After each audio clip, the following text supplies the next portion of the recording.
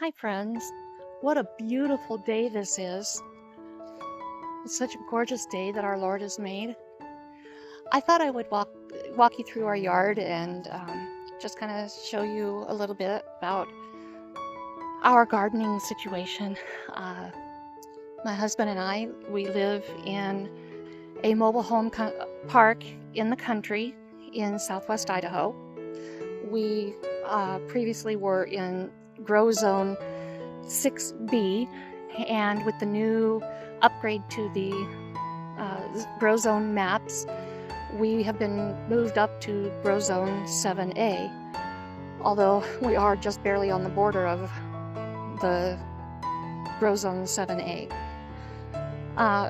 Previously, we were given the opportunity to have a rather large garden, and being in the country, we were allowed a much larger area than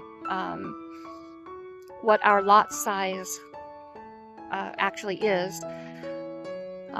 However, a year ago, the previous owner of the park sold the park to a management company, and unfortunately, the management company has other ideas. So now we are being forced to move our entire garden into our prescribed lot size, which, fortunately, being in the far back of the park, we actually have a rather large lot. We do have 4 raised beds already. However, we also had a 16 by 40 in-ground garden, and we are now having to convert to strictly raised beds.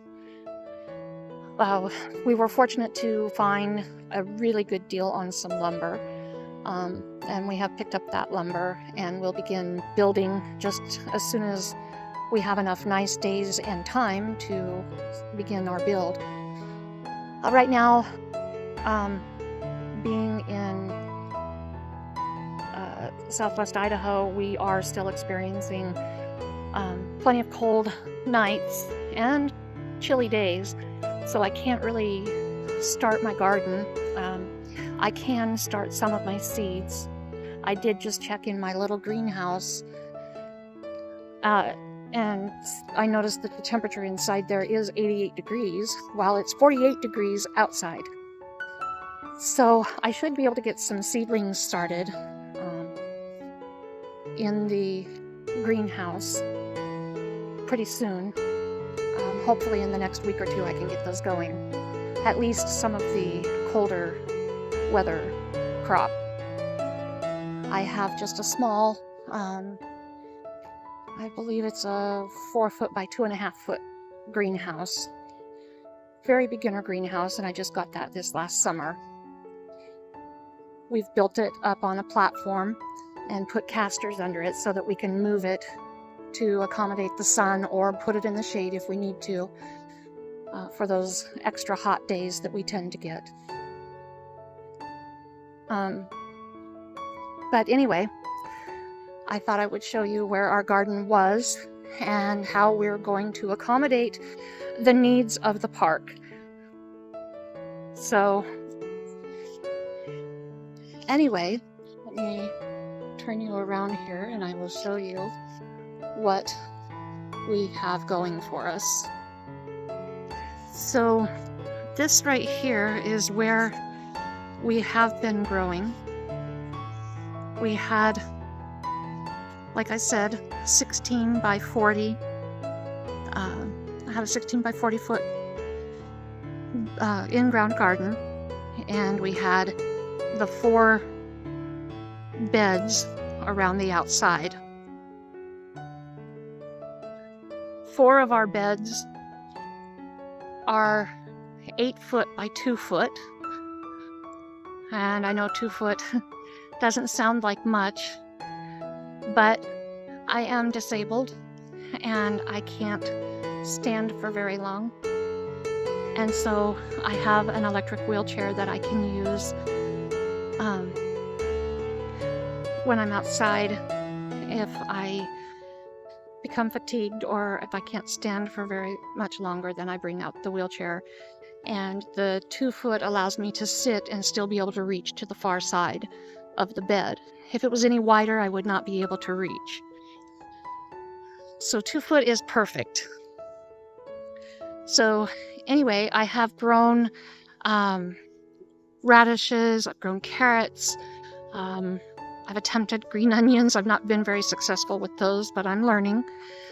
I have grown peppers, eggplants. I've grown tomatoes, squash, melons, beets. I have one bed, my far bed, right there, has currently 2 tiny baby blueberry bushes and a whole bunch of lipstick strawberries, which I will be transferring to my Dollar Tree green stalk planters sooner than later. They have not died back at all, and I've done an experiment this year, having found out that we were in Zone 7A, and I left a bunch of white carrots and white beets in ground over the winter and packed them with straw, and surprisingly they stayed green all winter long. I was very, very surprised at that. So I'm going to attempt to save them when we move the beds. Now in this bed over here, I had my one black cherry tomato plant in here, and then I had, I believe it was 6 pepper plants and 2 eggplants. I brought 4 of my pepper plants inside and overwintered them. They have done phenomenal. I tried leaving 2 pepper plants in ground over the winter. I don't believe they survived, even with the straw packed around them. And the eggplant obviously did not do well. So we will have to pull those when we go to move the beds. As you can see, we used landscape timbers to build our raised beds. And what's nice about this is that they are joined together with just brackets on each corner, and so when we get ready to move this, all we have to do is simply pick up a layer. It's packed in there pretty tight, but we can just lift up one layer and move it, place it where we want, and then grab the next layer, and so on. Build the bed and move the dirt. It will be really simple, except for the ones that I have to transplant the plants first. Now, when I had the in-ground bed, we grew okra, we grew green beans, potatoes, other squash. Oh gosh, we had all kinds of things in here. Over here, you can see a big rut. We had originally planted 6 crowns of asparagus, and we had to dig that last fall and move it. I can only hope and pray that those 30+ crowns that we moved survived the winter, and that they will produce this year. Who knew that asparagus was so hard to dig up and transplant? So now this is where we transplanted the asparagus. We have 2.5 rows of asparagus here. Each row is running, I believe it was about 10 to 12 feet long, except down the center there's about 2 to 3 feet. I'm just praying that they survived. They were very well established plants. So there's hope. But the only problem is that this is a big apple tree here, and they will receive quite a bit of shade. And I'm just hoping that that will not harm them in their growth and reestablishment.